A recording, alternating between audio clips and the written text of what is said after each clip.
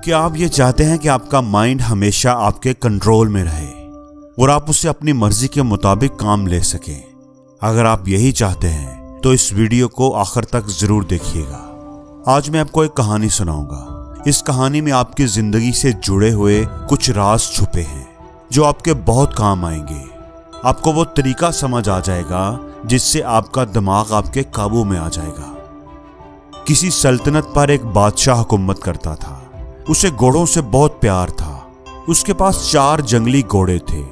बादशाह को घोड़े बहुत पसंद थे। बादशाह चाहता था कि कोई उन घोड़ों को अच्छे से ट्रेन कर दे ताकि बादशाह उन पर सवारी कर सके, लेकिन बदकिस्मती से कोई भी ट्रेनर उन्हें ट्रेन नहीं कर पा रहा था। जब भी कोई ट्रेनर उन पर सवारी करने की कोशिश करता, वो घोड़े उसे जमीन पर गिरा देते। बादशाह को वो घोड़े इतने पसंद थे कि वो किसी भी ट्रेनर को ये इजाजत नहीं देता था कि वो उन घोड़ों पर सख्ती करे, मारपीट करके उन्हें ट्रेन करने की कोशिश करे। बादशाह ने अपनी सल्तनत में ये मनादी करवा दी थी कि जो कोई भी उन घोड़ों को अच्छे से ट्रेन करेगा उसे 1 लाख सोने के सिक्के इनाम में दिए जाएंगे। इस इनाम के लालच में कई लोग आए, लेकिन घोड़े से गिरकर अपनी टांगें, अपनी हड्डियां तड़वा बैठे। फिर एक दिन एक नौजवान ट्रेनर बादशाह के दरबार में आया और कहा कि मैं आपके घोड़ों को ट्रेन कर सकता हूं, लेकिन मेरी 2 शर्तें हैं। बादशाह थोड़ा हैरान हुआ। खैर, उसने पूछा कि बताओ क्या शर्तें हैं तुम्हारी? ट्रेनर बोला कि मेरी पहली शर्त तो ये है कि इन घोड़ों को ट्रेन करने के लिए मुझे 1 साल का वक्त दिया जाए, और मेरी दूसरी शर्त यह है कि मुझे एक काफी बड़ी और खुली जगह दी जाए जिसमें मैं इन घोड़ों के साथ रहूंगा। मैं ही इन घोड़ों की देखभाल करूंगा और इनके खाने पीने का इंतजाम करूंगा। उस जगह के इर्द गिर्द काफी ऊंची दीवार होनी चाहिए ताकि कोई भी अंदर आकर मुझे डिस्टर्ब ना कर सके। बादशाह ने सोचा कि जहां इतना कुछ किया है वहां ये भी करके देख लेता हूं। बादशाह ने कहा, ठीक है, तुम कल से आ जाना, तुम्हारी सारी शर्तें पूरी कर दी जाएंगी। वो ट्रेनर वादे के मुताबिक कल आ गया और सभी घोड़ों को एक बड़े से बाड़े में ले जा करके उसने छोड़ दिया, खुला छोड़ दिया। अब वो 4 घोड़े बाड़े के अंदर इधर उधर दौड़ने लगे। अब ट्रेनर ने क्या किया कि बाड़े की दीवार के साथ साथ दौड़ने लगा। कुछ देर दौड़ भाग करने के बाद उसने घोड़ों को चारा खिलाया, पानी पिलाया, खुद भी खाना खाया और आराम से उसी बाड़े में लेट गया। घोड़े अब भी बाड़े के अंदर आजाद थे। किसी को कोई रस्सी नहीं बांधी गई थी। शाम को वो ट्रेनर फिर उठा और बाड़े की दीवार के साथ साथ दौड़ने लगा। जब वो दौड़ता था तो घोड़े भी इधर उधर भागते थे। जब शाम हुई तो उसने घोड़ों को खाना खिलाया, पानी पिलाया, खुद भी अपना खाना खाया, घोड़ों को रस्सी से बांधा और खुद भी उनके साथ ही जमीन पर चटाई बिछाकर सो गया। सुबह हुई तो ट्रेनर घोड़ों को खोलकर बाड़े में भागने लगा। अब यही उसका रोज का मामूल था।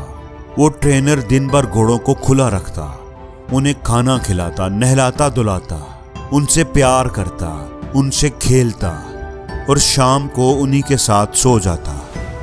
आहिस्ता आहिस्ता घोड़ों को ये लगने लगा था कि ये ट्रेनर उनका दोस्त है, क्योंकि जब से वो ट्रेनर आया था वो 4 घोड़े आज़ादी महसूस करने लगे थे। घोड़े भी अब ट्रेनर को प्यार करने लगे थे।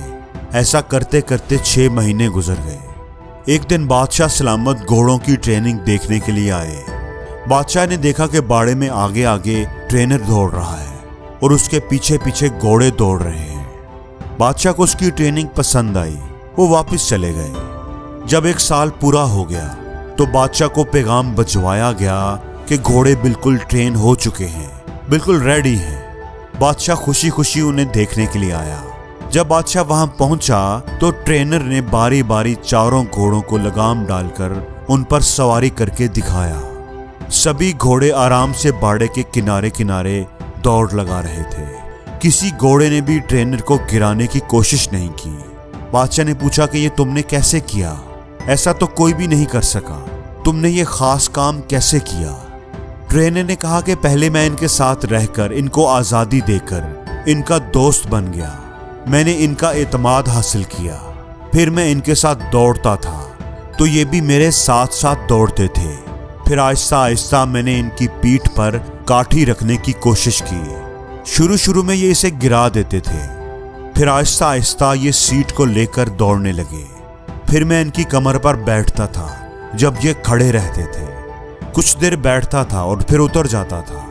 जब घोड़े मुझे पीठ पर बिठाने लगे तो फिर मैं उनकी पीठ पर बैठकर उनको दौड़ाने लगा। अब नतीजा आपके सामने है। बादशाह ये जानकर बहुत खुश हुआ। उसने उसे सोने के सिक्के भी दिए और उसे हमेशा के लिए उन घोड़ों की देखभाल के लिए नौकरी पर भी रख लिया। दोस्तों, अब ये तो एक कहानी थी जो आपको जरूर पसंद आई होगी, लेकिन हमें तो ये देखना है कि हमें इस कहानी से क्या सीख मिलती है, क्या सबक मिलता है, ये कहानी हमें क्या सबक देती है। तो बात कुछ ऐसी है कि हर इंसान के अंदर, इस दुनिया में मौजूद हर इंसान के अंदर भी ऐसे ही 4 घोड़े होते हैं जो उसके कंट्रोल में नहीं होते। परेशानी का घोड़ा, गुस्से का घोड़ा, घमंड का घोड़ा, लालच का घोड़ा। और कहानी में जो ट्रेनर है वो है आपका दिमाग, आपकी अकल, आपकी समझदारी। आपको अपनी अकल से उन 4 घोड़ों को ट्रेन करना चाहिए ताकि ये 4 चीजें, 4 घोड़े आपके कंट्रोल में रह सके। लेकिन इसके लिए आपको उनसे दोस्ती करनी होगी, यानी पहले उनको अच्छी तरह समझना होगा और फिर उन पर लगाम लगानी होगी। और ये सब सब्र से, आहिस्ता आहिस्ता ही होगा। जोर जबरदस्ती से और एक ही दिन में ये कंट्रोल नहीं होंगे। जैसे अगर हम सबसे पहले बात करेंगे परेशानी की, ओवर थिंकिंग की, तो परेशान होना किसी मसले का हल नहीं है, बल्कि अगर आपकी जिंदगी में कोई प्रॉब्लम आ गई है तो उसे ठंडे दिमाग से समझने की कोशिश करनी चाहिए, उस पर तसल्ली से गौर फिक्र करना चाहिए, फिर ही आपको उस मसले का हल मिलेगा। वरना परेशान होते रहने से कुछ भी नहीं होगा। दूसरे नंबर पर है गुस्से का घोड़ा। गुस्सा करने से किसी दूसरे का नुकसान हो या ना हो, पर अपना नुकसान जरूर होता है। कुछ बातों पर, कुछ चीजों पर तो गुस्सा आ ही जाता है। जैसे अगर कोई आपकी इंसल्ट करे या आपके साथ कोई ज्यादती करे तो गुस्से का आना लाजमी है। लेकिन कब, कहां और कितना गुस्सा करना चाहिए, कब करना चाहिए और कब नहीं करना चाहिए, कब हमें अपने गुस्से पर काबू पाना चाहिए, उसे कंट्रोल करना चाहिए और कैसे कंट्रोल करना चाहिए, यही अपने ट्रेनर यानी अपनी अकल की मदद से उस गुस्से के घोड़े को आहिस्ता आहिस्ता सिखाना चाहिए। तीसरा है घमंड का घोड़ा। ये काम मैं कर सकता हूँ, इसे खुद एतमादी कहेंगे। लेकिन ये काम सिर्फ मैं ही कर सकता हूँ, इसे घमंड कहेंगे। हमें खुद पर एतमाद करना चाहिए, खुद पर फख्र करना चाहिए, लेकिन खुद पर कभी भी घमंड नहीं करना चाहिए। यही बात हमें अपनी अकल के जरिए इस तीसरे घोड़े को समझानी चाहिए। चौथा घोड़ा है लालच। लालच अगर इल्म का हो तो अच्छा है, लेकिन अगर जहालत और बेइल्मी का हो तो बुरा है।